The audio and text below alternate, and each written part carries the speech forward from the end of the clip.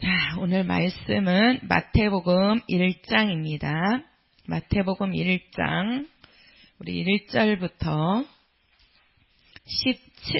17절까지 교독으로 읽도록 하겠습니다. 마태복음 1장 1절부터 17절까지입니다. 아브라함과 다윗의 자손 예수 그리스도의 세계라.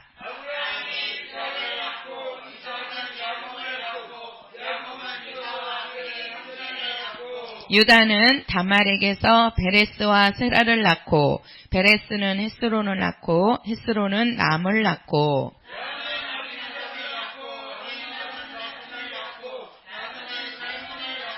살몬은 나압에게서 보아스를 낳고, 보아스는 룻에게서 오벳을 낳고, 오벳은 이새를 낳고,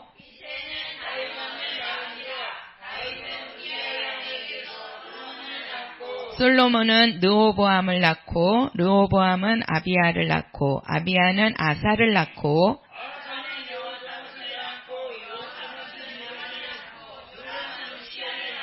요시야는 요담을 낳고, 요담은 아하스를 낳고, 아하스는 히스기야를 낳고,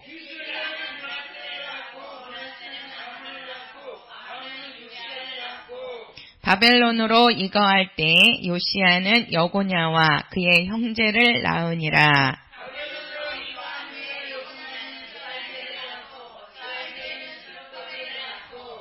수룹바벨은 아비옷을 낳고, 아비옷은 엘리야김을 낳고, 엘리야김은 앗소르를 낳고,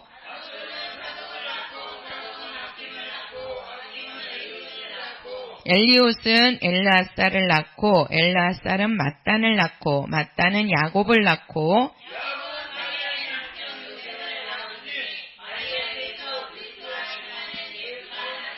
같이요. 그런즉 모든 대수가 아브라함부터 다윗까지 14대요. 다윗부터 바벨론으로 이거할 때까지 14대요. 바벨론으로 이거함부터 그리스도까지 14대더라. 아멘. 자, 오늘부터 우리 마태복음을 가지고 우리가 말씀을 보도록 하겠습니다. 우리 1절에 보면 아브라함과 다윗의 자손 예수 그리스도의 세계라 이렇게 말씀합니다. 예수 그리스도의 세계. 자, 우리가 이 마태복음은 우리가 신약 성경에서 첫 번째 나오는 성경인데요. 우리가 이 마태복음은 구약 성경하고 예수님의 관계를 아주 잘 설명하고 있는 부분이 이 마태복음입니다. 그래서 특히나 이 마태는요, 이제 유대인들이 우리가 구약을 보면 그 선지자들로 하여금 메시아를 기다리잖아요. 메시아를 그들이. 그래서 그 유대인들이 기다리는 왕, 즉 메시아를 이제 바로 우리가 기다리는 그 메시아가 우리가 기다리는 왕이 바로 예수 그리스도이시다라는 것을 이 마태가 이제 밝혀요. 우리가 마태복음을 통해서. 그래가지고 우리가 마태복음 같은 경우는 이제 마태가 기록을 하는데 이 마태는 예수님의 제자 중에 한 명이라고 말씀을 드렸죠. 근데 이 마태가 기록을 할 때 자기의 감정이나 자기의 생각을 넣어가지고 기록을 한 게 아니고 우리가 이 마태복음은 예수님이 하신 말씀 그리고 예수님이 행하신 그 모든 것들을 있는 그대로 사실을 그대로 기록해 놓은 것이 마태복음이라고 말씀을 드렸습니다. 그래서 우리가 이 마태복음은 바로 예수님의 이제 생애 전체를 그러니까 우리가 이제 사진을 딱 찍듯이 어떤 것들을 이제 가미하고 빼고 막 그러는데 우리가 사진을 딱 찍을 때는 있는 것이 그대로 찍히는 거잖아요. 그것처럼 우리가 이 마태복음은 이 마태가 기록을 할 때 있는 사실 그대로 그냥 있는 대로 그대로 기록을 한 게 우리가 이제 이 마태복음입니다. 그래서 우리가 이 마태복음을 통해서 그 예수님의 생애 전체와 그리스도께서 이 땅에 오신 목적과 우리가 사명을 알 수가 있는데요. 자, 우리가 특히나 이 마태복음에서 조금 그 다른 복음서보다 또 다른 부분이 뭐냐면 이 마태복음에는 많은 사람들이 등장을 합니다. 그래서 지위가 높은 사람부터 시작을 해서 아주 그 미천한 사람, 또 이제 미련한 사람도 나오고, 또 지혜로운 사람도 나오고, 또 유식한 사람도 나오고, 부자도 나오고, 가난한 사람도 나오고, 병든 사람도 나오고, 정신병자도 나와요. 그러니까 정말 그 많은 가지각색의 사람들이 예수님을 만나면서 그 예수님의 말씀을 듣고 변화되는 사건들을 그대로 있는 대로 기록을 했어요. 우리가 이 마태복음이. 그래서 이 말은 곧 뭐냐면 우리가 이제 한 사람의 말만 이렇게 듣고 그 한 사람의 말만 가지고 우리가 그 상대방 사람을 판단하게 되면 이게 미흡한 점이 많이 있을 수 있어요. 근데 우리가 이 마태복음을 보면 이 마태복음에는 가지각색의 사람들, 지위가 높은 사람부터 시작해서 낮은 사람, 부자도 나오고 가난한 사람도 나오고 병든 사람도 나오고 지혜 있는 사람도 나오고, 그러니까 그 가지각색의 모든 사람들이 예수님을 만나면서 그 예수님이 하신 말씀 그리고 예수님의 가르침이 나온단 말이에요. 그래서 한 사람의 예수님을 만난 그 부분만이 아니고 여러 가지각색의 사람들이 예수님을 만나면서 그 예수님의 그 오신 그 약속과 가르침을 정확하게 무엇인지를 알려주는 것이 이 마태복음서입니다. 그래서 우리가 이제 이 기독교 우리 신앙을 보면 가장 우리가 어디서부터 출발을 해야 되느냐? 예수님을 아는 데서부터 출발이 돼야 돼요. 자, 우리는 나는 예수를 알아야 된다. 시작! 그렇죠. 예수를 아는 데서부터 출발이 되는 겁니다. 우리 기독교인은. 그러면 우리가 이렇게 예수님을 알아야지만 우리가 예수님의 제자를 양육할 수가 있거든요. 그리고 예수님의 제자를 양육하기 위해서는 예수님을 알아야 되는데 그 예수님을 알려면 예수님의 생애를 봐야 돼요. 예수님의 생애. 예수님께서 어떻게 사셨는지를 봐야 예수님을 잘 알 수가 있습니다.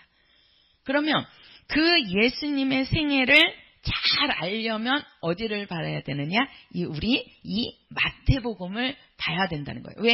이 마태복음 안에 예수님의 생애, 예수님이 오셔서 예수님이 죽으시고 부활해서 하늘로 올라가시기까지의 내용을 그대로 기록을 했기 때문에 우리가 예수님의 생애를 정확히 알려면 우리가 이 마태복음서를 우리가 잘 봐야 된다는 거죠.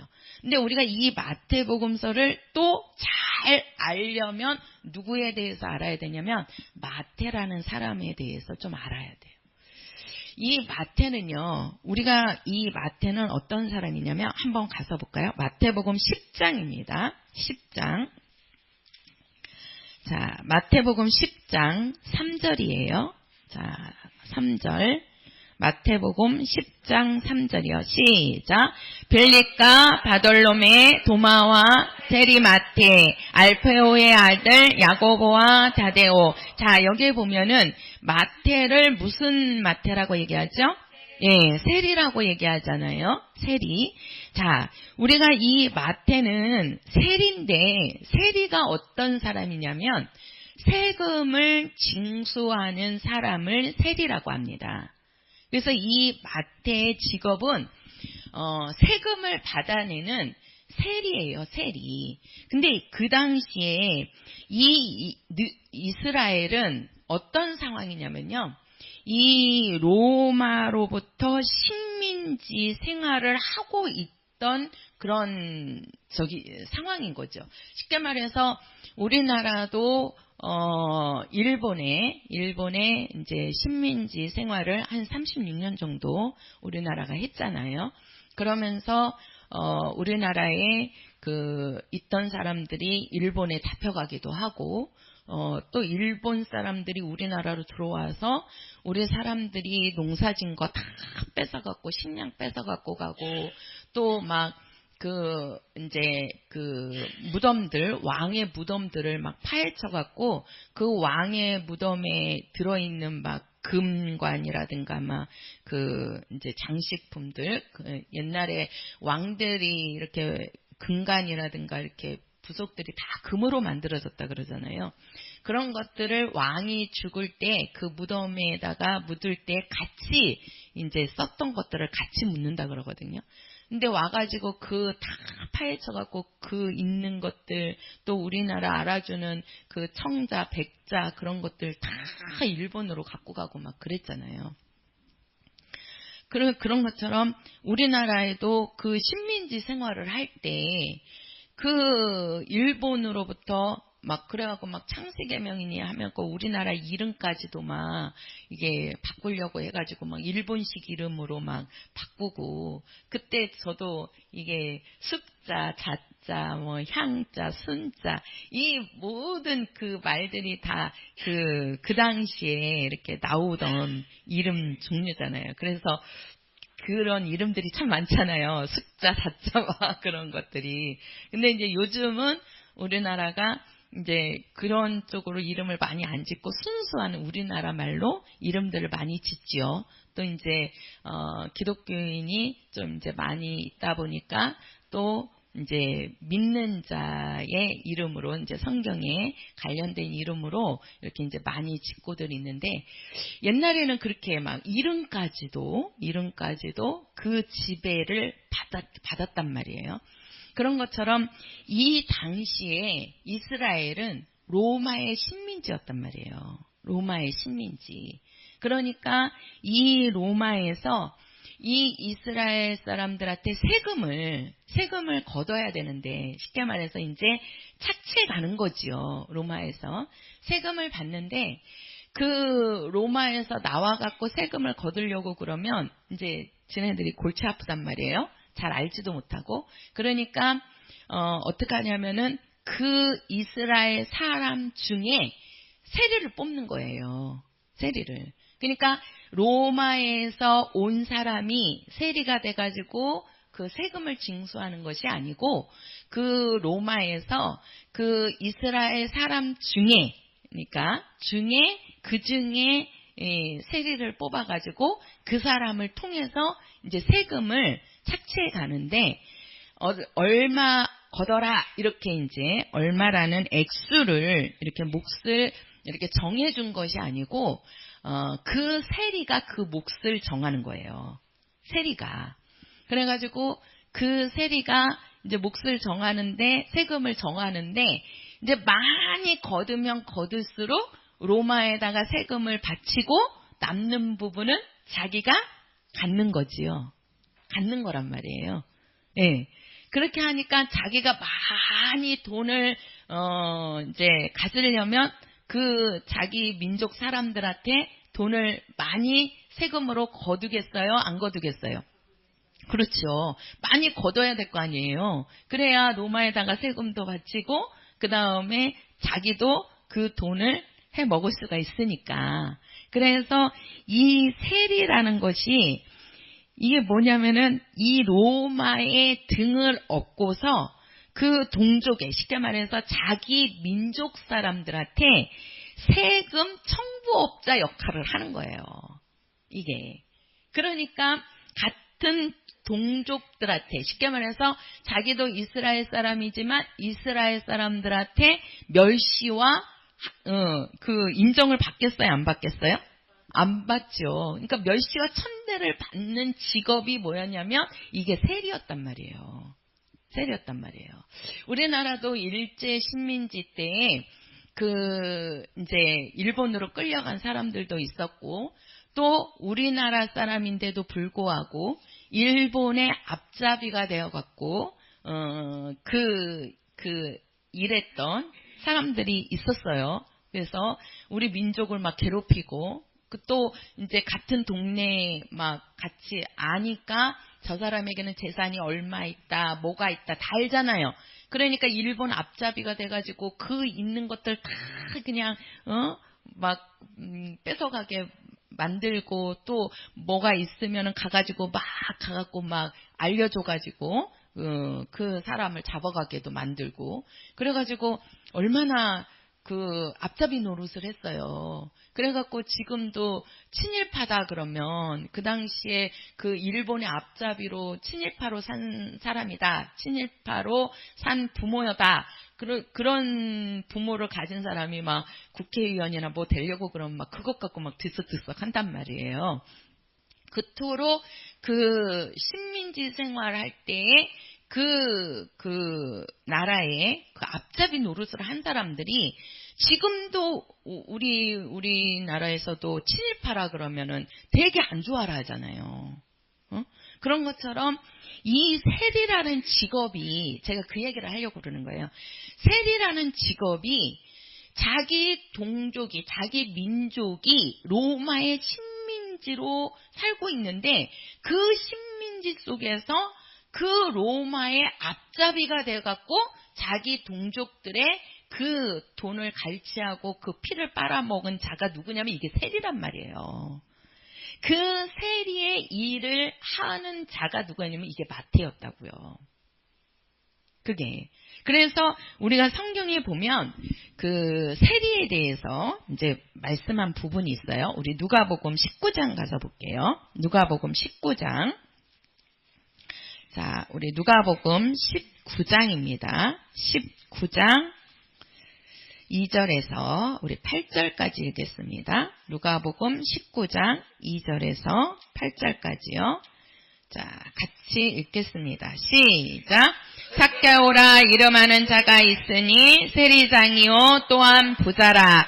저가 예수께서 어떠한 사람인가 하여 보고자 하되 키가 작고 사람이 많아 할 수 없어 앞으로 달려가 보기 위하여 뽕나무에 올라가니, 이는 예수께서 그리로 지나가시게 되미로라. 예수께서 그곳에 이르사 우러러 보시고 이르시되 삭개오야 속히 내려오라. 내가 오늘 내 집에 유하여야 하겠다 하시니 급히 내려와 즐거워하며 영접하거늘 무사람이 보고 수군거려 가로되 저가 죄인의 집에 유하러 들어갔도다 하더라. 삭개오가 서서 주께 여짜오되 주여 보시옵소서, 내 소유의 절반을 가난한 자들에게 주었사며 만일 네 것을 토색한 일이 있으면 4배나 갚겠나이다. 자, 여기에 보면은 삭개오가 나오는데요.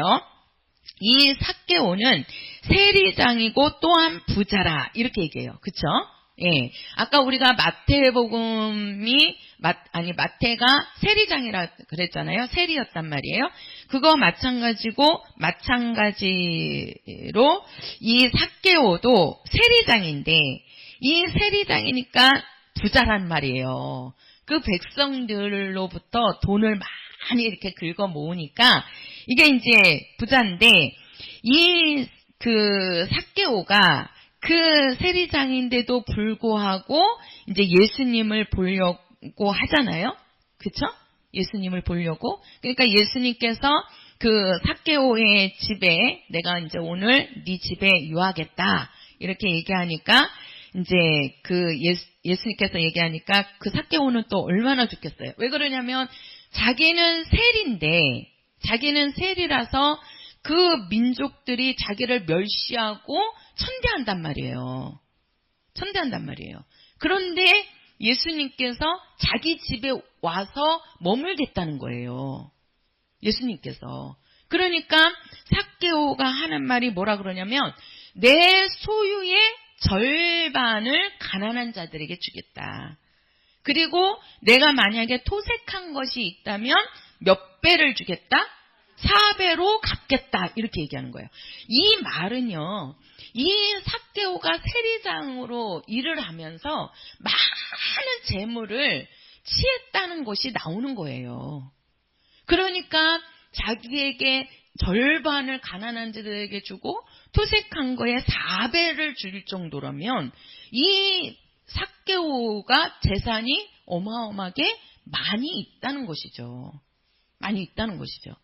그런데도 불구하고 뭐라고 얘기를 하느냐면요. 자, 9절에 가서 보면 뭐라고 얘기하냐면, 아니요. 7절이죠. 7절. 그 7절에 보면 무사람이 보고 수군거려 가로되 저가 죄인의 집에 유하러 들어갔도다 하더라. 이렇게 얘기하는 거예요. 그러니까 이 세리는 그러니까 이스라엘 사람들한테 그 멸시나 천대를 받는 죄인의 대명사가 뭐냐면 세리예요. 그러니까 세리는 돈은 많아서 부자일지언정 사람들한테 인정을 못 받는 거예요. 무슨 말씀인지 알겠죠? 예. 그러니까 자기 직업이 왜 그러냐면 우리가 같은 우리나라도 이렇게 잘 될 때 이제 세금을 정당하게 걷는 거는 괜찮죠. 정당하게 걷는 거는. 근데 그런 것이 아니고 자기 나라를 지배하는 그 나라의 이제 앞잡이 노릇을 하면서 그것도 이제 그 로마에다가 바쳐야 할 그 세금만을 걷어들이는 게 아니라 자기가 취하기 위해서 더 많은 세금을 그 민족들한테, 그 백성들한테 그거를 뺏어내니 그것을 당하는 백성들은 얼마나 그 세리들이 믿겠습니까? 예? 얼마나 그냥 한이 되겠어요. 그러니까 물질적으로는 부자요, 물질적으로는 돈이 많은 사람이지만 백성들은 이 세리를 완전히 그냥 무시해버리는 거예요. 천대해버리는 거예요. 너희들은 내 동족의 피를 빨아먹는 사람이다 하고 그냥 완전히 천대해버리는 거죠. 그러니까 죄인의 대명사가 바로 뭐냐면 세리란 말이에요. 그래서 우리가 누가복음 18장 가서 보세요. 18장. 자, 18장 11절입니다. 그 옆에 11절. 자, 같이 읽겠습니다. 시작. 바리새인은 서서 따로 기도하여 가로되 하나님이여, 나는 다른 사람들 곧 토색, 불의, 간음하는 자들과 같지 아니하고 이 세리와도 같지 아니함을 감사하나이다. 자, 여기서도 지금 바리새인들이 뭐라고 얘기하냐면 그 세리와 같지 아니하다 이렇게 얘기하는 거예요. 우리가 다른 사람보다 토색, 불의, 간음을 하는 자들과 같지 아니하고 또 세리와도 같지 아니함을 감사하다. 그러니까 이토록 그 바리새인들이나 이스라엘 사람들한테 세리라는 사람은 바로 이렇게 그냥 완전히 죄인 중에 죄인이란 말이에요. 이 세리는. 근데 그 세리인데 그러면서 마태복음 가서 보세요. 마태복음 22장입니다. 자, 마태복음 22장. 자, 22장 우리 17절이에요. 자, 17절부터 우리 22절까지 읽겠습니다. 17절부터 우리 같이 읽을게요. 시작. 그러면 당신의 생각은 어떠한지 우리에게 이르소서. 가이사에게 세를 바치는 것이 가하니까 불가하니까 한데 예수께서 저희의 악함을 아시고 가라사대 외식하는 자들아 어찌하여 나를 시험하느냐. 셋돈을 내게 보이라 하시니 데나리온 하나를 가져왔거늘 예수께서 말씀하시되 이 형상과 이 글이 네 것이냐. 가로되 가이사의 것이니이다. 이에 가라사대 그런즉 가이사의 것은 가이사에게 하나님의 것은 하나님께 바치라 하시니 저희가 이 말씀을 듣고 기이 여겨 예수를 떠나가니라.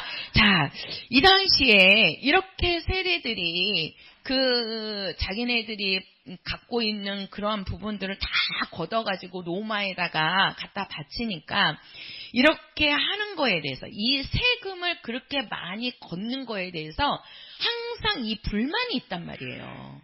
불만이. 그러니까 이제 예수님께도 묻는 거예요.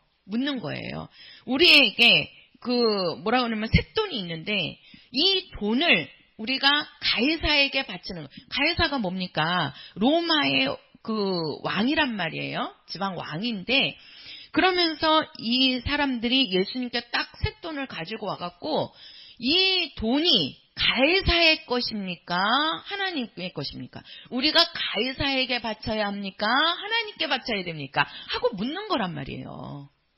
그러니까 이 배경이 지금 이 사람들은 그 세리들이 앞장서갖고 자기네들이 갖고 있는 것들을 다 세금으로 뺏어가니까 이 세금을 내는 거에 대해서 아주 불만도 많고 원망이 많단 말이에요.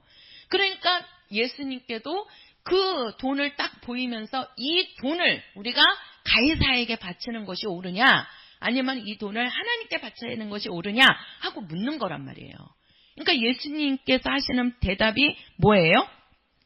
가이사의 것은 가이사에게, 하나님의 것은 하나님께 바쳐라. 이렇게 말씀한단 말이에요. 그 말씀을 이 마태가 듣고 있는 거예요. 이 마태가. 왜 그러냐면 지금 그 백성들이 예수님께 이 쇳돈을 보이면서 이거를 가이사에게 바치는 것이 옳습니까? 아니면은 하나님께 바치는 것이 옳습니까? 했을 때 자기가 세금을 걷는 거잖아요. 걷어서 지금 가이사에게 바치고 있잖아요. 근데 예수님에게 딱 물으니까 이 마태는 세리로서 예수님이 어떻게 말씀하실 것인지를 얼마나 이게 관심이 있겠어요. 자기 직업이 세리이다 보니까. 그러니까 거기에 예수님께서 가이사의 것은 가이사에게, 하나님의 것은 하나님께 바치라 할 때 이 마태가 예수님이 하시는 그 말씀을 다 듣고 이 마태에게 온 말씀이 뭐냐? 왕이 어떤 왕 밑에서 사느냐가 이렇게 중요한 거구나 라는 것을, 왜 그러냐면 이 지금 마태 같은 경우에는 자기가 세리로서 그 돈을 취하여서 이거를 자기를 지배하는 그 왕 앞에 그 세금을 주고 있잖아요. 그죠? 그러니까 왕 아래 있는 것이 어떻다는 것을 이 마태는 정말 잘 알고 있는 거예요. 그것이. 그러니까 자기도 거역할 수 없는 일이죠. 그렇죠? 자기를 세리로 뽑아서 했을 때는 분명히 세금을 받아갖고 올려야 될 거 아니에요. 자기가 자기 민족을 사랑한다고 그래갖고 세금을 받지 아니하고 그 세금을 또 로마에다가 바치지 않으면 자기가 어떻게 되겠어요? 자기가 죽는 거잖아요. 그러니까 자기는 그 로마의 왕 밑에 있으면서 그 왕이라는 그 존재를 이 마태는 너무나 잘 알고 있는 거죠. 근데 예수님께서 딱 하시는 말씀이 가이사의 것은 가이사에게, 하나님의 것은 하나님께 바쳐라. 이렇게 말씀하니까 이 마태가 바로 뭘 아냐면, 이렇게 내가 세상 임금의 신하로서 일하면서 임금에게 속한다는 것이 무엇인지를 알고 이 마태가 이 기록을 하면서 예수님을 말하는데 어떠한 예수님을 말하냐면 왕으로 오신 예수를 지금 적어 나가고 있는 거예요. 그래서 우리가 마태복음 1장 1절에 가서 보면 아브라함과 다윗의 자손 예수 그리스도의 세계라 이렇게 말씀합니다. 아브라함과 다윗의 자손, 제가 이제 아브라함은 좀 이렇게 다음 시간에 조금 자세하게 들어갈 거예요. 다윗의 자손. 그러면 그 다윗이 누구냐? 왕이란 말이에요. 왕이란 말이에요. 자, 제가 요 왕을 하기 전에 이제 우리가 다시 한번 마태복음 1장으로 가겠어요. 마태복음 1장. 자, 마태복음 1장 우리 1절입니다. 마태복음 1장 1절. 자, 같이 읽겠습니다. 시작. 아브라함과 다윗의 자손 예수 그리스도의 세계라. 자, 여기에 보면은요. 아브라함과 다윗의 자손 예수 그리스도의 뭐라고 얘기하죠? 세계라. 이렇게 말씀하잖아요. 세계. 자, 제가 요거 조금만 적겠습니다. 제가 제목이 예수 그리스도의 세계거든요. 자, 우리가 족보가 있고요. 족보가 있고 세계가 있습니다. 자, 족보가 있고 세계가 있어요. 자, 이 족보는 다 아시죠? 족보가 뭔지. 자, 족보에는 모든 조상들과 또 모든 자손들이 다 기록돼 있는 게 족보입니다. 그러니까 우리도 집안에 족보가 있으신 걸 보셨나요? 족보가 다 있죠. 네, 우리도 족보가 있더라고요. 목사님의 족보는 나는 못 봤고, 이제 우리 이제 어머니가 이사하실 때도 이렇게 족보 책이 있는데 그 족보 책을 이제 둘째 오빠, 이제 막내 오빠한테 오면 주라고 얘기하시더라고요. 그래갖고 오빠가 이제 그 족보 책을 이제 가지고 갔는데요. 항상 집안에 족보 책이 있어요. 그러니까 그 족보 책을 보면 그 족보에는 혈통들이 다 나와요. 그래서 할아버지 위에 다 나오고, 또 아버지 밑에도 아버지와 엄마가 계시지만 그 아버지 밑으로 나오는 자식들이 첫째 아들, 둘째 아들, 셋째 아들. 그래갖고 첫째 아들은 누구하고 결혼하고, 이게요, 다 나와요. 우리가 지금은 보면 이제 족보라고 하기보다 우리가 동사무소에 가서도 보면 네, 호적이요. 네, 호적. 가족관계증명서는 지금 내가 살고 있는 사람들만 나오는 거고, 이제 호적이라든가, 또 이제 우리 어머니 시골 저기 때문에 보니까 저는 이번에 소리 뛰면서 별 희한한 게 다 있더라고요. 혼인관계증명서도 있고, 무슨 증명서도 있고, 알지도 못하는 증명서가 그렇게 많대요. 법무사에다가 서류를 이제 준비해야 된다고 그래서 보니까 혼인관계증명서, 무슨 증명서 하여튼 그러는데 생전 한 번도 떼어보지 않던 증명서들이 다 있더라고요. 근데 그 증명서들을 보면 진짜 혼인증명서인가? 예, 호적 보면 거기에 보면은 이제 할아버지 할머니 나오고, 또 이제 아들 해가지고 아들이 누구하고 결혼했고, 거기에서 자식을 언제 낳고, 그 자식이 또 누구하고 결혼했고, 이게 다 나와요. 이게. 근데 이제 족보라는 것이 그거예요. 족보는 모든 조상들이 다 나와 있고 모든 자손들이 다 기록이 된 게 이게 족보예요. 근데 우리가 지금 여기 마태복음 1장에서는 뭐라 그랬습니까? 아브람과 다윗의 자손 예수 그리스도의 족보라고 얘기했어요? 세계라고 얘기한단 말이에요. 족보라고 안 하고 세계라고 얘기한단 말이에요. 그러면 요 세계를 왜 세계라고 하느냐? 요 세계는 족보는 모든 조상과 자손들이 다 기록이 돼 있는 게 족보지만, 세계는 한 계통만을 이어서 기록이 된 게 세계예요.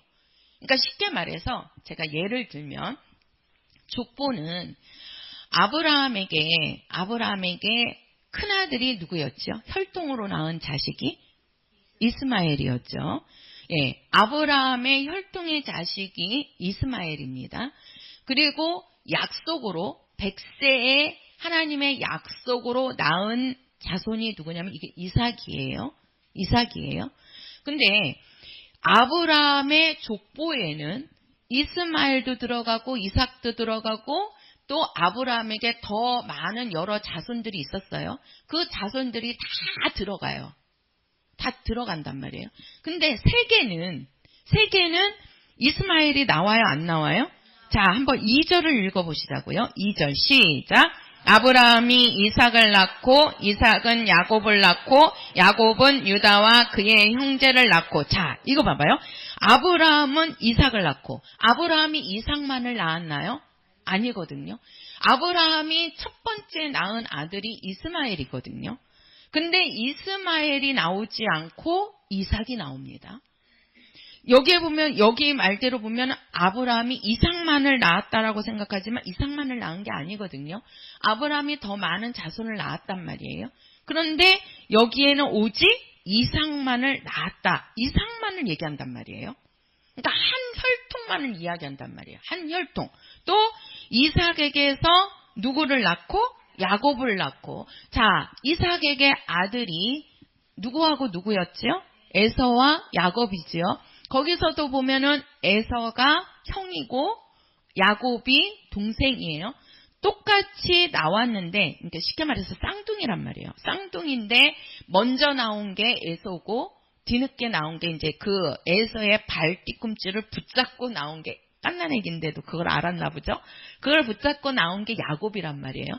근데 여기에서 이삭이 에서와 야곱을 낳고 이렇게 안 하고 그냥 이삭은 야곱을 낳고 이렇게 얘기한단 말이에요.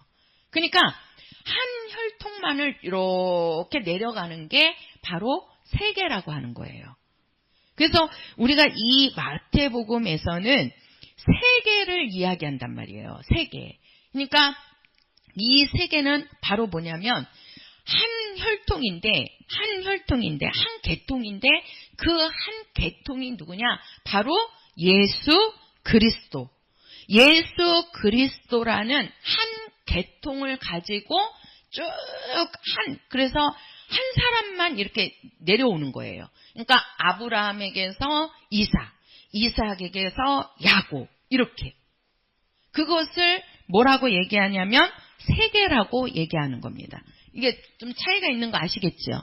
그러니까 이 족보는 모든 조상과 자손들이 다 기록이 되어 있는 게 족보고 요 세계는 한 계통만, 쉽게 말해서 우리가 성경의 한 계통이 바로 뭐냐? 우리가 그 밑에 가서 보면, 자, 어디를 보시냐면 16절입니다. 16절 시작. 야곱은 마리아의 남편 요셉을 낳으니 마리아에게서 그리스도라 칭하는 예수가 나시니라. 그러면서 이제 예수가 나오면서부터 시작이 되는 거예요. 그래서 우리가 세계라는 것은 바로 뭐냐? 예수 그리스도를 조명하기 때문에 이거를 세계라고 하고, 마태복음의 세계는 이 다른 계보하고는 조금 다른 거죠. 그러니까 족보를 말하지 않고 예수님을 조명하고, 그러니까 예수님을 기준으로 해갖고 예수님이 어떠한 혈통으로 오셨는지, 또 예수님이 어떠한 뭐라고 해야 돼요? 그 계통으로 예수님이 어떻게 나오셨는지를 말하고 있는 게 바로 세계라는 겁니다. 세계라는 거예요. 이해가 되시죠? 네. 그래서 여기서도 보면 아브라함과 다윗의 자손 예수 그리스도의 세계라 이렇게 얘기를 하죠. 자, 다윗의 자손 예수 그리스도의 세계. 그러면서 자, 어디를 보시냐면요. 자, 17절입니다. 17절. 요거는 이제 보셔야 돼요. 17절. 시작. 그런즉 모든 대수가 아브라함부터 다윗까지 14대요. 다윗부터 바벨론으로 이거할 때까지 14대요. 바벨론으로 이거한 후부터 그리스도까지 14대더라. 자, 이게 바로 뭐냐면요. 자, 이 마태복음의 세계는 다른 계보들과 조금 다른 것이 뭐냐면, 이 마태복음의 세계는 예수님께서 어떻게 오셨는지를 이제 그대로 보여주는 그것이라고 해가지고 우리가 이제 세계라고 하는데, 이 마태복음의 세계는 자, 이제 특이성이 있어요. 자, 14대씩으로 나누어집니다. 그죠? 14대. 자, 지금 우리가 17절에 보면 14대를 몇 개로 나누었어요?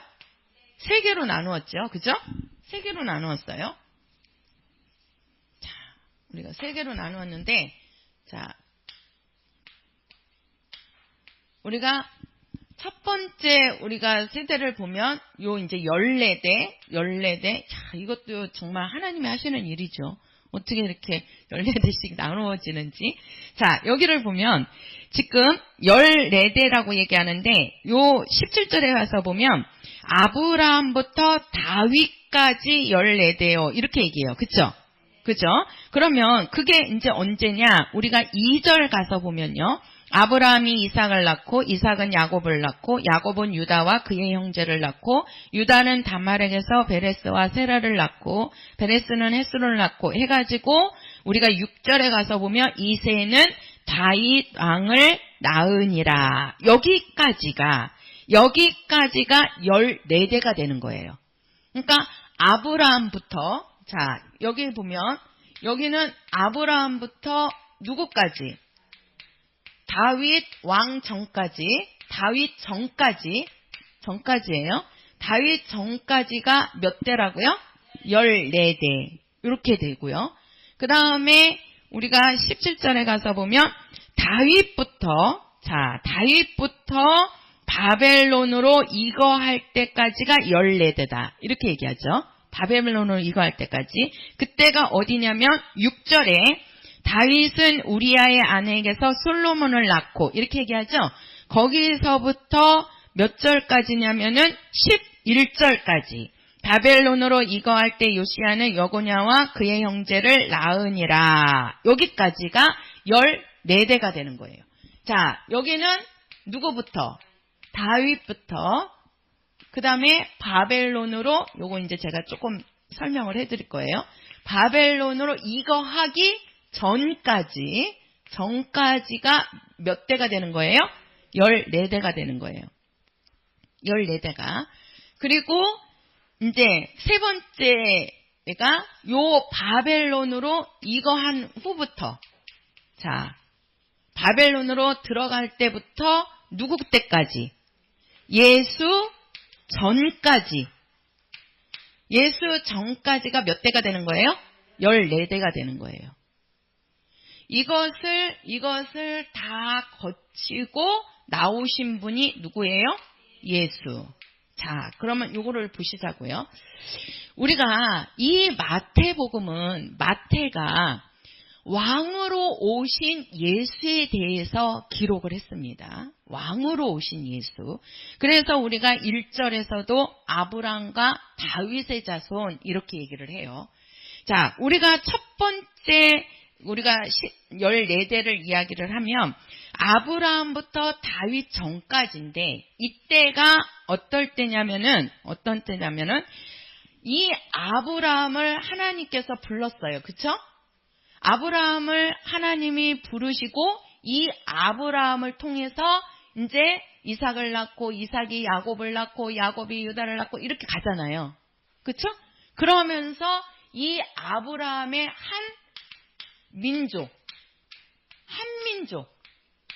민족을 하나님이 이루게 하시는 거예요. 이 14대 동안에.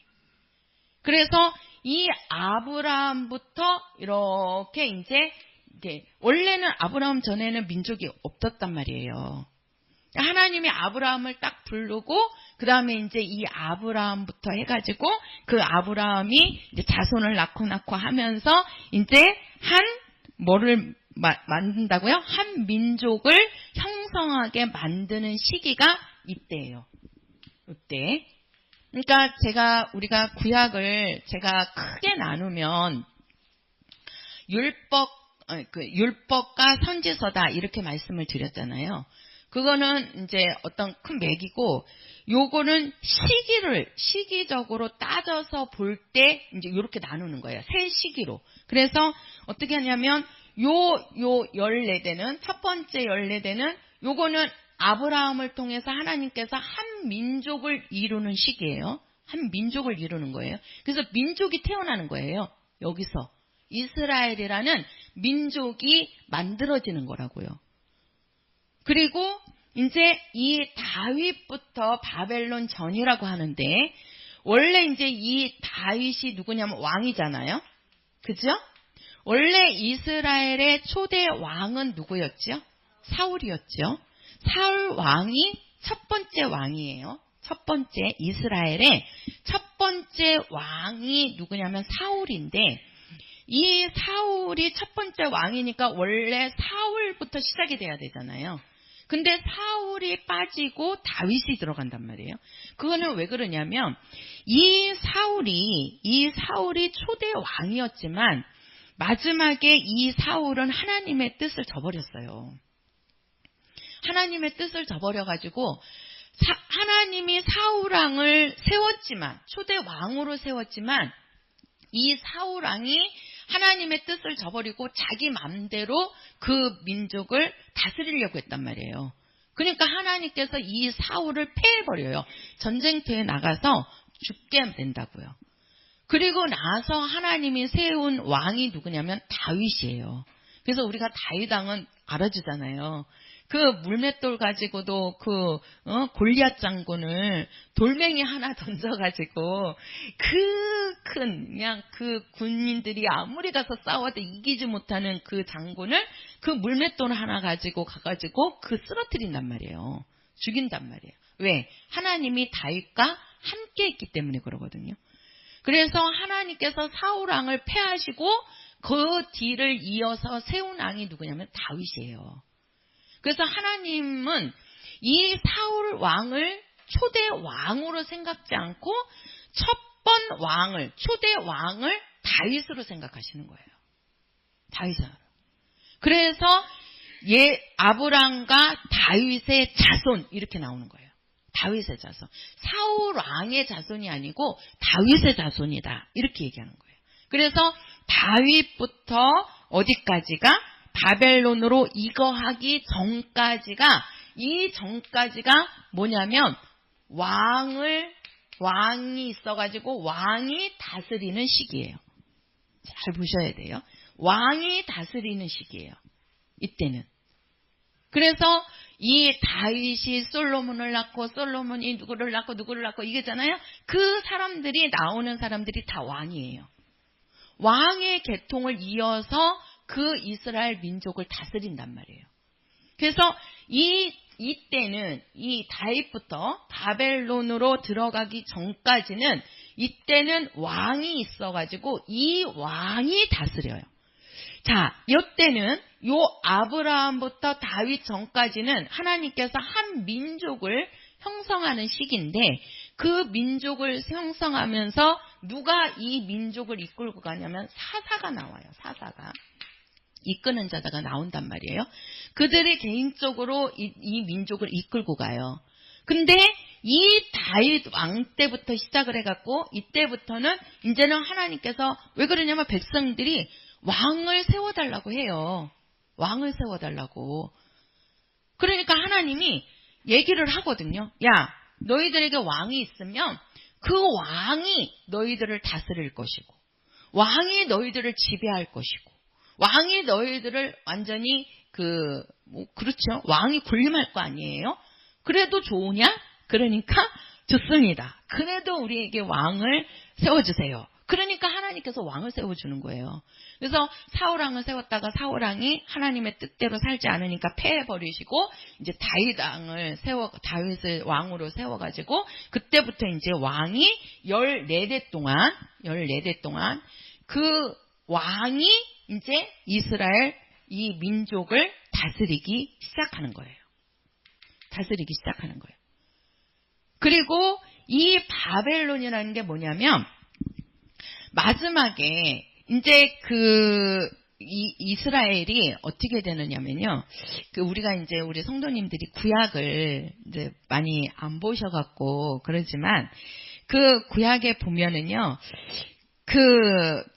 솔로몬 아들이 누구냐면 르호보암이거든요. 르호보암인데 이 르호보암 때, 그러니까 이제 이 솔로몬도 제가 한번 말씀을 성전 얘기하면서 한번 드렸던 것 같은데, 이 솔로몬이 처음에 이 솔로몬도 되게 하나님 앞에 의지를 했고 막 1000번 제사를 지내면서 하나님한테 지혜를 구하고 그 지혜의 응답을 받아가지고 전 세계 완전히 정말 우리가 솔로몬 왕을 모르는 사람이 없을 정도로 이 솔로몬 왕에 대해서 우리가 알잖아요.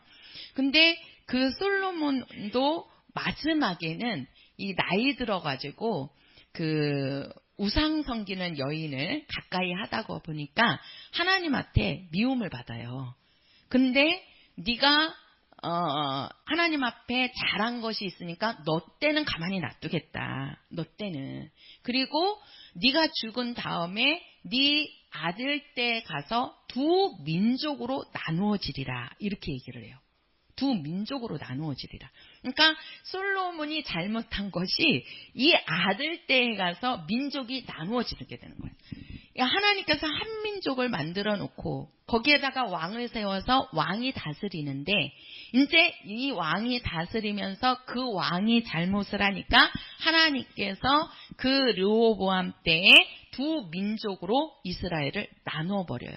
그래서 북이스라엘, 남이스라엘 이렇게 얘기를 하는데 우리가 북이스라엘 우리가 이제 그 나누어질 때도 보면 우리가 이제 성전 건축 가지고 나누어지게 되잖아요. 그건 자세히 설명하기가 좀 그러는데 그 성전 짓는 거 가지고 10지파는 힘들다고 도망간단 말이에요. 북으로 도망가서 한 민족을 이루는 거예요. 그리고 아무리 나는 성전 지어도 힘들더라도 나는 이 성전을 지키리라 해가지고 남은 게 유다하고 베냐민 지파예요. 이 베냐민 지파에서는 레위 제사장들이 나오는 지파라서 원래 이제 이 유다 지파만 남게 된 거죠. 그래갖고 이 북으로는 그 10지파가 돼가지고 북이스라엘을 이루게 된 거고 그 다음에 남쪽으로는 그 유다를 중심으로 해가지고 한 민족을 이제 형성이 되는 거예요. 그래서 두 민족으로 나누어졌다가 이제 어떻게 되냐면 그 아브라함의 축복의 계보가 북이스라엘 성전을 짓는 게 힘들다고 해서 도망간 그들에게로 이어진 게 아니라 누구에게로 이어지냐면 유다 지파 쪽으로 이어져요. 그래서 지금 유대인이라고 하는 사람들이 그 유다 지파란 말이에요.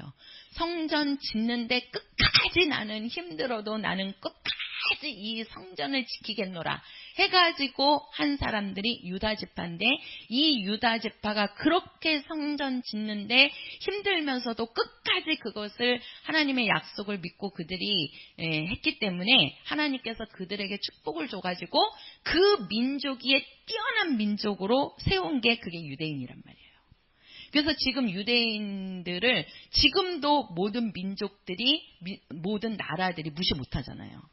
유대인들을. 그 복을 받은 거예요. 성전 짓는 복을 받은 거라고요. 지금도 마찬가지라고 그래요. 교회를 짓는 게 참 어렵습니다. 성전 건축할 때 성도들이 보통 50%에서 70%가 떨어진대요. 왜? 교회에 성전을 짓게 되면 물질을 우리 성도들이 막 내놔야 되잖아요. 그러니까 그게 힘들어가지고 그냥 다른 교회 가겠습니다 해갖고 떨어져 나가는 지금도 교회가 이제 성전 건축한다 그러면 50%에서 70%가 떨어진다는 거예요. 성도들이. 그냥 힘드니까 편한 데 가서 신앙생활을 하고 싶다 그런다는 거죠. 그러니까 우리가 성경으로 봐도 12지파 중에 한 지파는 이제 제사장의 지파니까 일하는 지파가 아니란 말이에요. 10지파가 떠나고 한 지파만 남아갖고 그 성전을 끝까지 지으면서 그 성전을 지킨단 말이에요. 그게 유다예요. 그래서 그 아브라함의 축복이 어디로 가냐면 그 민족의 축복이 어디로 가냐면 유다 쪽으로 내려가게 된 거예요. 그래서 이 유다 왕국이 마지막에 세워지는데 이 유다 왕국이 나중에 패망을 해요. 그래서 어떻게 되냐면 이 바벨론에 왜 그러냐면 제가 지금 이 마태가 1장에 이 세계가 나오기 때문에 이 세계가 어떻게 나왔는지를 조금 설명해 드리는 거거든요.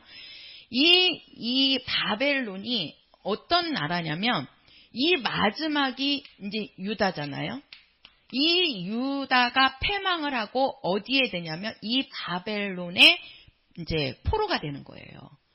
그래서 이스라엘 민족이 이제 국가가 그러니까 그 민족이 이제 멸망하고 거기에 이제 바벨론으로 포로가 돼갖고 다 잡혀가요. 그래갖고 이제는 포로가 돼서 잡혀갔으니까 나라가 있어요, 없어요? 없지요. 왕이 있어요, 없어요? 없지요. 선지자가 있어요, 없어요? 없어요. 아무도 없는 거예요. 왜? 국가 자체가 없어진 거예요. 그래서 바벨론으로 이거한 때부터라는 게 바로 뭐냐면 이 유다 왕국이 없어진 거죠. 이때까지는 왕이 있어서 나라를 다스렸는데 이 나라가 패망해가지고 바벨론의 식민지가 돼버린 거예요. 속국이 돼버린 거예요. 그래갖고 나라가 없어진 거죠. 없어지고 그 백성들이 다 어떻게 됐어요? 바벨론의 포로로 잡혀가게 된 거예요. 그래서 그때부터 이제 예수님이 오시기 전까지가 14대인데 이때까지가 이제 이스라엘의 암흑기라고 해요. 암흑기. 쉽게 말해서 400여 년 동안 이 암흑기 시대를 사는데 이때는 왕도 없지요. 이때는 이제 선지자들 사사들이 있었단 말이에요. 선지자도 없지요. 또 자기를 이끌 사람도 없지요. 아무도 없는 거예요. 국가도 없어요. 그래서 이 당시에는 성경도 기록이 되지 않았대요. 성경도. 그러니까 완전히 아무것도 없는 그런 암흑기 속에서, 자 보세요. 그런 암흑기 속에서도 이 혈통은 내려왔다는 거예요. 누구에게까지? 예수에게까지. 그래서 여기는 아무것도 없는, 그래서 이 암흑기를 거쳐서 그 다음에 누가 오시냐면 예수가 오신 거예요. 그 예수님이 오실 때도 이스라엘 민족이 어디의 식민지였어요? 로마의 식민지였죠. 그래서 요 바벨론의 식민지였다가 그 다음에 이제 이 바벨론이 또 멸망을 하거든요. 이 바벨론이 멸망하면서 페르시아에 또 그 식민지로 살다가 페르시아가 멸망하니까 이제 헬라라고 하는데 그 헬라가 그리스라고 얘기하더라고요. 헬라의 또 속국이 돼요. 그리고 그 헬라의 속국이 됐다가 이제 마지막에 속국이 되는 게 어디냐면 로마예요. 로마. 그래서 우리가 서신서를 보면 그 로마인들한테 붙잡혀가지고 많이 죽잖아요. 지금 이 마태도 왜 세리로 뽑혀가지고 했느냐. 로마에서 그 세리로 발탁을 해가지고 자기네들이 세금 거두면 누가 얼마를 갖고 있는지 잘 모르니까 세금을 많이 못 뺏어간단 말이에요. 그러니까 다 아는, 자기 동족을 다 아는 사람을 세리로 세워가지고 그 사람이 세금을 갈취하게 만드는 거예요. 그러니까 이 당시에 지금 마태복음에 이 기록될 당시에 예수님 당시에 이스라엘은 로마의 식민지였단 말이에요. 그럴 때 누가 나오냐면 예수님이 나오시는 거예요. 그것을 지금 우리가 마태복음 1장에서 17장까지를 지금 마태가 기록을 하고 있는 거예요. 근데 그 마지막에 모든 것들은 이렇게 뭘 기준으로 했느냐. 여기를 보면 이것을 어떻게 마태는 이렇게 나눈 거예요. 세계를. 우리가 그 구약을 보면은 누가 누구를 낳고 우리가 그 창세기 5장인가 6장인가 거기를 보면 계속 누가 누구를 낳았고 몇 세를 살고 누가 몇 돈을 해서 몇 년을 살고 뭐 창수하였더라 막 이렇게 나오잖아요. 그거는 족보고 이 마태가 기록한 요거는 이제 예수님을 왜 그러냐면 이 마태는 예수를 봤잖아요. 그리고 이 예수가 자기네들이 기다리던 메시아라는 것을 안 거예요. 그래서 예수님을 기준으로 해가지고 세계를 지금 기록하고 있는 거란 말이에요. 그래서 기록을 하는데 여기에 보면은 그러면서 이거 한 후부터 14대더라 이렇게 얘기를 하는 거지요. 그래서 바로 이 마태는 새 시기를 구분해서 이제 그러니까 구약을 이렇게 세 개로 이렇게 말한 거예요. 마태는 그러니까 세 개로 이렇게 이제 시대를 나누어서 이제 설명을 한 거지요. 그래서 이것도 참 부죠. 어떻게 이렇게 14대로 이렇게 딱딱 이렇게 떨어져 나갈 수 있겠어요. 그죠? 예. 그러니까 요 14대는 하나님께서 민족을 이루시는 거고, 처음에 한 시기는. 그리고 중간에는 그 민족을 이루어서 그 민족을 다스리는 왕이 나온 거예요. 왕이. 그래서 왕이 다스리고 그 다음에 그 민족이 멸망하니까 이제는 왕도 없고 아무도 없는 거지요. 없는 가운데서 400여 년을 이제 그 암흑기 속에서도 그 끊기지 않고, 그래서 이스라엘 백성들은 하나님을 훈련시킨다 그랬잖아요. 그들은. 그러니까 그렇게 훈련이 됐기 때문에 제가 그 마지막에 하나님의 경륜 말씀드릴 때 그 둘째 부활인가요? 거기에서 천년왕국에 할 때 그들이 천년왕국에서도 그렇고 그 천년왕국 전에 5개월의 대환란이 이 땅에서 이루어진다 그랬잖아요. 그때 정말 이방인들은 구원받기가 너무 어렵다 그랬죠. 거의 다가 이제 구원을 못 받고, 그리고 이스라엘 민족은 거의 다가 구원을 받을 수 있다 그랬잖아요. 산다고 그랬잖아요. 그게 왜 그러냐면 그들은 아무것도 없는 가운데서도 400여 년을 그들은 이어왔어요. 아무것도. 우리나라 같은 경우에 나라도 없지, 나를 다스릴 왕도 없지, 나를 이끌 선지자도 없지, 아무것도 없는 가운데서 우리 보고 살으라 그러면 400년을 우리가 살 수 있겠습니까? 그냥 없어질걸요? 민족 자체가 없어질 거예요. 그런데 이 이스라엘은 없어지지 않고 계속 이어져 내려왔다는 거죠. 이렇게. 그 암흑기 속에서도 아무것도 없는, 왕도 없고 국가도 없고 아무것도 없는 가운데서도 그들은 내려왔다는 거예요. 왜? 누가 나와야 되니까. 예수가 오셔야 되니까. 예수님이 나오셔야 되니까. 그것이 끊어져 버리면 예수님이 나올 수 있어요? 없어요? 없잖아요. 하나님은 그렇게 훈련시키시면서도 그들은 끝까지 아무리 그들이 힘들고 그 식민지 속에서 그 암흑 속에서 살더라도 그들에게서의 소망은 우리를 구원할 메시아가 올 거라는 것을, 그들은 그 소망을 잃지 않고 살았다는 거죠. 그 소망을. 그 소망을 잃지 않고 그들이 사니까 그 마지막에 그들이 기다리던 메시아가 딱 오시게 되는 거죠. 그분이 바로 누구다? 예수다. 그래서 이것을 마태가 이렇게 구분한 것은 뭘로 기록을 됐느냐? 왕이 있느냐 없느냐를 기준으로 해서 이렇게 나누었습니다. 우리가 이 세상에서도 왕이 있고 없고가 참 차이가 있고, 또 어떤 왕 밑에서 사느냐도 백성들의 흥망성쇠가 달려 있습니다. 지금은 왕이 아니고 이제 대통령제지요. 근데 한번 생각을 해보세요. 예를 들어서 우리가 북한을 한번 보자고요. 그 북한에 지금 김정은이죠. 김정은. 지금 북한의 김정은 체제에 그 북한 주민들이 살고 있습니다. 저도 어젠가 그젠가 우리 어머니 집에서 있다가 그 뉴스에서 방송되는 것을 들었는데요. 아직도 북한은 뭐 태양절 뭐 그러면서 그 김정은이를 이렇게 이제 그 떠받들잖아요.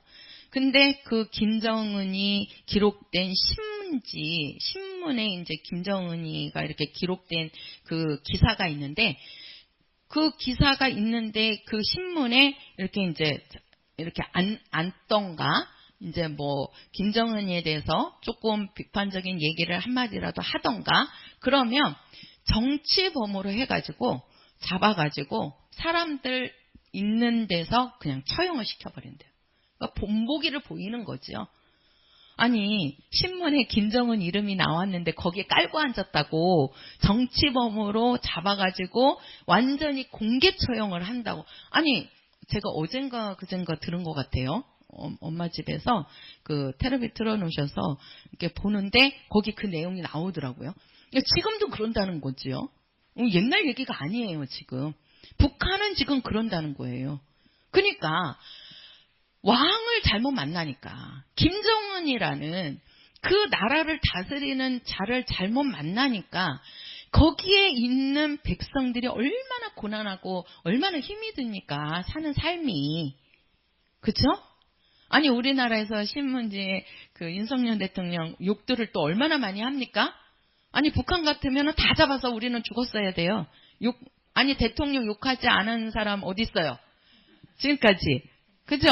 윤석열 대통령뿐만이 아니고 그 전에 그 대통령, 그 전에 그 대통령 얼마나 그 대통령들 뭐 잘못한다고 뭐 잘못하고 우리나라 사람들 얼마나 대통령 욕을 많이 하냐고요. 그럼 다 잡아서 죽어야 되잖아요. 예? 북한 같으면 살아남을 사람이 없어요 지금. 그래도 좋은 나라에 살고 있으니까 우리는 안 죽고 이렇게 살아있는 거예요. 민주주의가 그렇게 좋은 거예요. 그게 자유민주주의가 그게 좋은 거란 말이에요. 그런데 그들은 공산주의라는 체제 속에서 사니까 조금만 그 사람의 어떤 부분이 이제 잘못되면 그냥 잡아서 죽이게 되는 거죠. 죽이게 되는 거죠. 그게 뭘 얘기하냐면요. 우리가 누구 밑에 있는지가 이렇게 중요한 거예요. 누구 밑에 있는지가. 우리가 이 땅에서도 그 나라를 다스리는 누구냐에 따라서 이렇게 바뀌어지는데 우리가 영적으로 들어가서 보면 우리가 이 세상 임금이 누구냐? 마귀라고 하잖아요. 그렇죠? 이 세상 임금이 마귀잖아요. 그리고 예수님께서는 뭐라고 말씀했습니까? 우리 요거 한 절만 제가 좀 보도록 하겠습니다.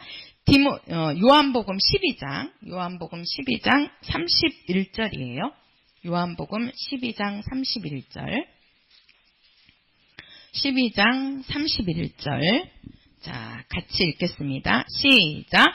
이제 이 세상에 심판이 이르렀으니 이 세상 임금이 쫓겨나리라. 자, 이 세상 임금이 있다는 거지요. 그치요? 이 세상에 심판이 이르렀으니 이 세상 임금이 뭐하리라? 쫓겨나리라. 여기에서 세상 임금은 누구를 말하죠? 그렇죠. 마귀를 말하지요. 이 마귀는 심판을 받고 쫓겨난다는 거지요. 자, 디모데전서 6장 가서 보겠습니다. 디모데전서 6장입니다. 신약성경 342페이지. 342페이지. 디모데전서 6장 15절이에요. 15절 한 절만 읽을게요. 시작. 기약이 이르면 하나님이 그의 나타나심을 보이시리니 하나님은 복되시고 홀로 한 분이신 능하신 자이며 만왕의 왕이시며 만주의 주시오. 자, 여기서 하나님은 복되시고 홀로 한 분이신 능하신 자이며 만왕의 왕이시고 만주의 주시다. 이게 누구예요? 예수이시잖아요. 그러니까 우리가 이 마태가 자기가 로마의 식민지 속에서 살면서 어떠한 왕 밑에서 있는지가 어떻다는 것을, 어떠한 삶이라는 것을 이 마태는 뼈저리게 아는 거예요. 자기 민족한테 세금을 갈취하면서 자기가 세리로서 살지만도 자기 나라가 로마의 식민지로서 로마 왕 밑에 산다는 것이 얼마나 불행한 것을 알고 있다는 것이죠. 그래서 우리를 구원할 구세주가 와야 된다 이렇게 했지만 우리가 이것은 영적으로 가야 된다는 거죠. 우리가 세상 임금, 바로 이 세상의 모든 세상에, 우리나라뿐만이 아니라 미국이고 영국이고 프랑스고 다 이 세상 안에 들어가는 거잖아요. 이 세상은 바로 뭐예요? 마귀라는 심판 받을 왕 밑에 있는 자들이라는 거죠. 오직 만왕의 왕, 만주의 주, 그분은 예수밖에 없다는 거예요. 그래서 예수가 오셔야 우리가 산다는 거죠. 우리가 마귀 밑에 있는 거는, 세상 임금 밑에 있는 것은 쫓겨나는 거예요. 마지막에는 멸망하는 것이고, 그 백성들이 임금을 잘못 만나면 백성들이 고달프고 백성들이 멸망하잖아요. 그것을 지금 여기서 보여주는 거예요. 왕이 잘못함으로써 그 국가가 없어지고 거기에 다스리는 자가 없으니까 얼마나 힘들다는 것을 알잖아요. 그죠? 거기에 구원하러 오신 예수가 딱 나오시는 거죠. 예수는, 그래서 이스라엘 사람들은 우리를 이제 회복하심이 있다니까 할 때 그 회복이 로마에서 식민지 생활에서 우리를 해방시켜 주실 분입니까? 이렇게 얘기했지만 예수님은 그 뜻이 아니잖아요. 나는 너희들을 구원하러 온 구원주라는 얘기는 로마의 식민지에서 해방시켜 주러 온 자가 아니고 그 로마도 마귀 밑에 있는 국가라는 거죠.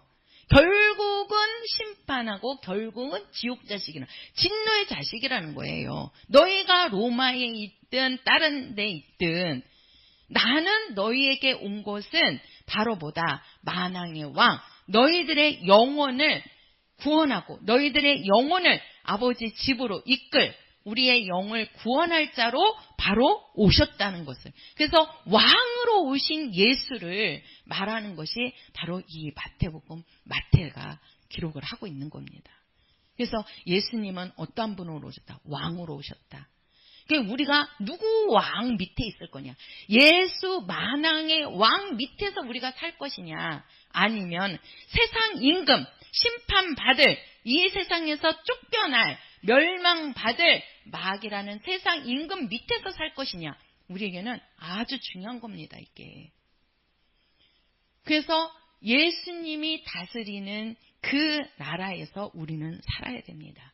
그것이 영생이고 그것이 우리에게는 그것이 복이고 그게 축복입니다. 할렐루야.